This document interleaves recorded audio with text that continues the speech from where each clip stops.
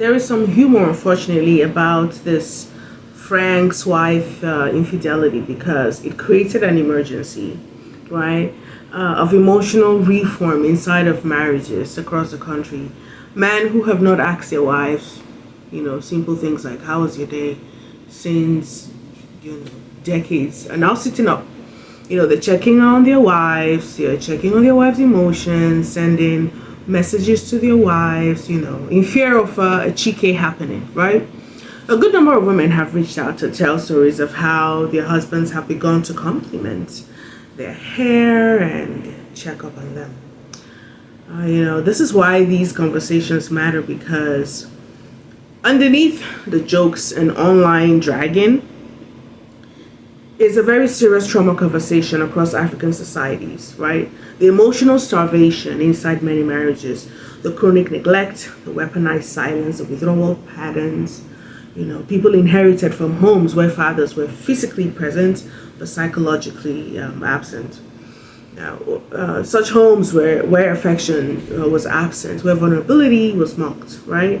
Where women were expected to endure emotional deprivation as proof of being good wives, right?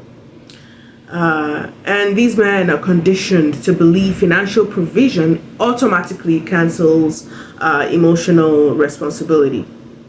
Now, a lot of African men genuinely do not even recognize emotional neglect as violence because they grew up watching mothers survive it, without language for the trauma.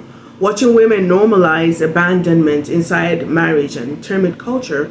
And somewhere along the line, many men have learned that shutting down communication after conflict is authority. It's punishment, it's masculinity, it's discipline, When in reality, prolonged emotional withdrawal destabilizes attachment, right? It creates insecurity, it triggers rejection wounds, okay?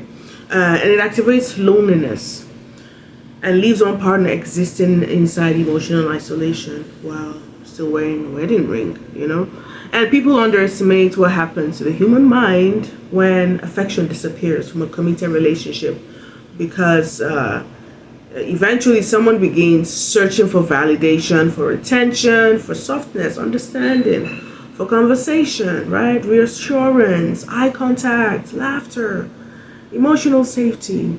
And that search does not always begin sexually. Sometimes it begins with something like, are you okay? You look tired, For a neglected partner, that single sentence hits, right? When you're emotionally neglected, you're easily spotted. In case you don't know, mature people and professionals can tell when a woman or man is emotionally deprived.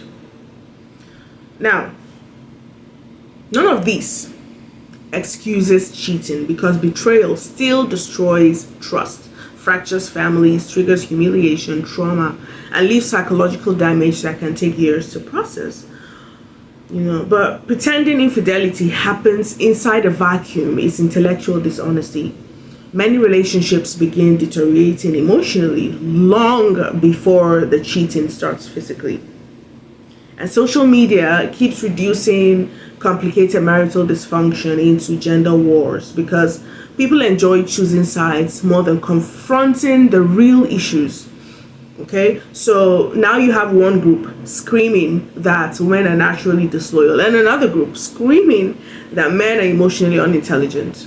While we, Ashishan Wellness and Consultancy, we are looking at generations of unresolved attachment wounds, okay, suppressed emotions, untreated insecurity, ego conditioning, communication dysfunction, abandonment trauma, and inherited emotional illiteracy, passing from one home onto another.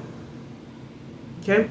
Now, Frank Edoho himself represents something familiar in the African male experience.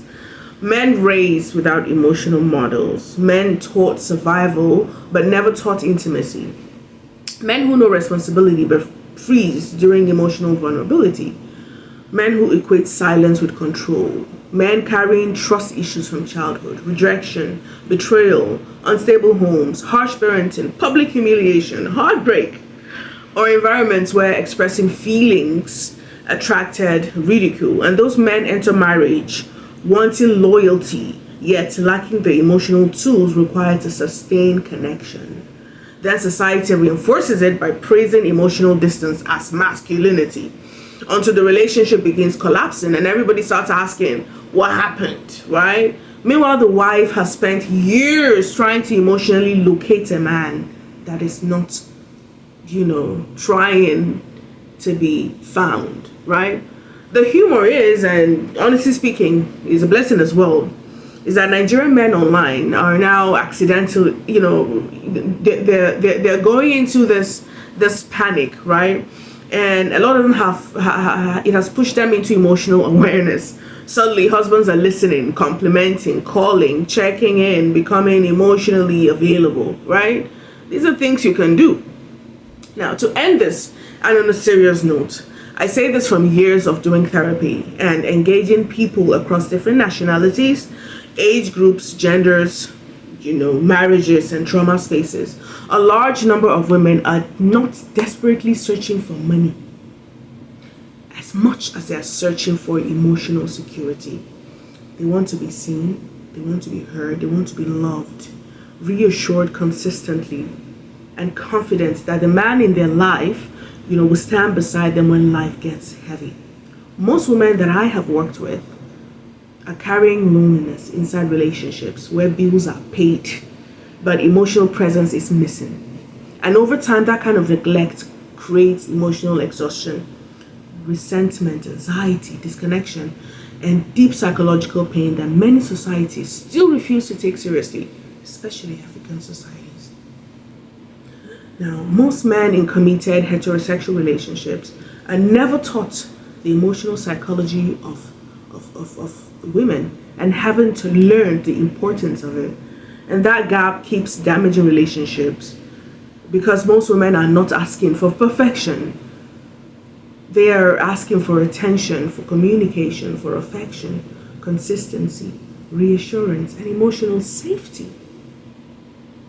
Women notice emotional withdrawal, coldness, silence, reduced effort. And the moment love, starts feeling transactional instead of intentional, a woman wants to feel emotionally chosen and secure in her place, in her man's life.